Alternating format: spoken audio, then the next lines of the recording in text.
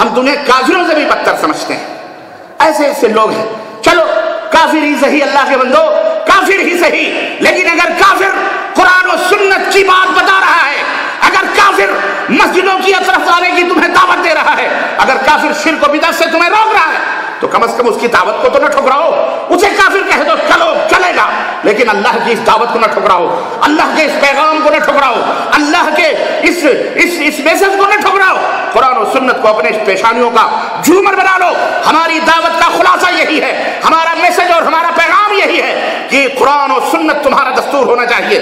کتاب اللہ اور سنت رسول اللہ کی مشعلیں لو، جنت کے راستے پر بے دھڑک چلے جاؤ. تمہارے لیے پیغمبر اسلام نے جو راستہ متعین کیا ہے، کہتے ہیں ترکتکم علی المحجۃ البیضاء لیلھا کنہارھا، میں نے تمہیں ایک ایسی شاہراہ پہ چھوڑا ہے میعاد جس کی راتیں بھی دن کی طرح روشن ہیں.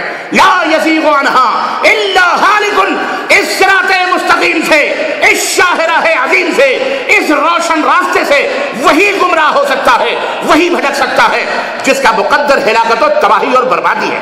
تعصب نہ کرو، بغض نہ رکھو، کدورت نہ رکھو. حق بات میرے نبی نے بتائی. اگر ابلیس بھی بتلا رہا ہے، شیطان بھی بتلا رہا ہے، تو اسے لینے میں کبھی شش و پنج نہ ہو.